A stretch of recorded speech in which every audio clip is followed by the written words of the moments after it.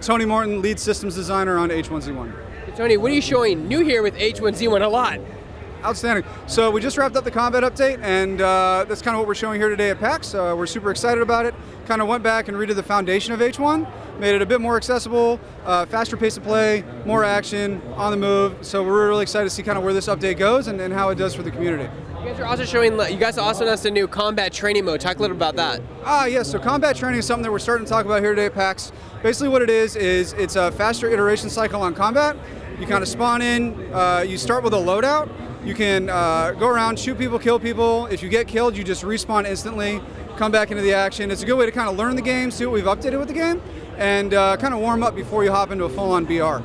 That's going to be crucial to the competitive aspect, so now you can actually try things not learned by trial and error in real time, essentially.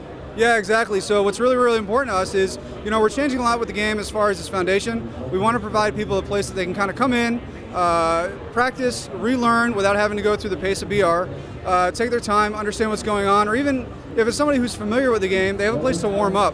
One of the things that we notice with our pros and our streamers and even the average player, they have about an hour warm-up time before they kind of really get into the game, and it's a really good place to kind of do that without the stress of worrying about BR. Let's talk about how you guys work with your pro gamers to help make the game a better overall experience. Oh yeah, absolutely. So combat practice originally started internally, where we brought in a lot of our pros and our streamers to test out the combat update, and that was kind of a platform where combat practice kind of came from. So the combat practice is still straight up PvP. It's not against AI, so you're actually practicing your skill against other players.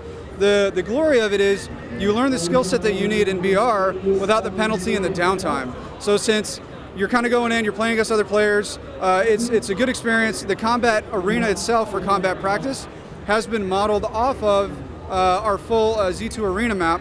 And so what that does is it kind of gets you familiar with it before you hop into the real deal. So it kind of reinforces the fast-paced, action-packed gameplay without the downtime and the penalization of death.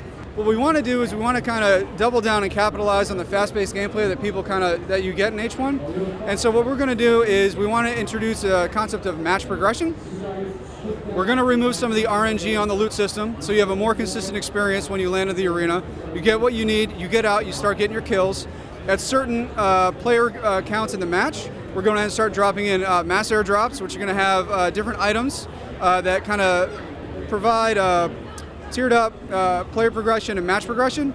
They're going to drive conflict. It's going to be very intense. People are going to go fight over those. We're going to introduce a little bit of a lull after that. You can kind of take some time, collect yourself. Another wave of those mass airdrops are going to come in. Players are going to fight over those again. And this is going to be like the culmination point of the match where they kind of come together, final champion, last man standing, and we'll see who actually wins. So we're really excited to see where that goes for the future of H1. Talk about the importance of sound in a battle royale game like H1Z1. So sound is very, very critical in H1Z1, any really battle royale game.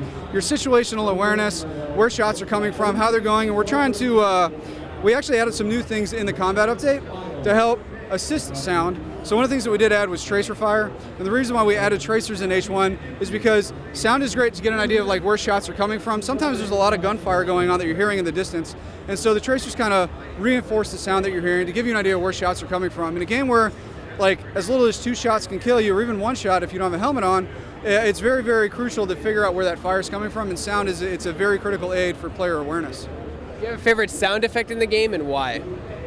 So one of the things I enjoy the most right now is actually the bombs. When the bombs come in, because it just sounds like just craziness is coming in. One of the new ones that I like a lot too is the new Hellfire SMG that we added. The fire rate on that thing is just insane. And so you always hear one of those things coming up. It's very intense, it's very exciting. One of the things that we are doing right now is we're actually going through the game and reworking all the sounds for all the weapons. And we're excited when that stuff goes live because they've been done and they've been completely redone based off real gun models, and we're really excited to kind of see that stuff get in there and go live because it just sounds a lot more surreal.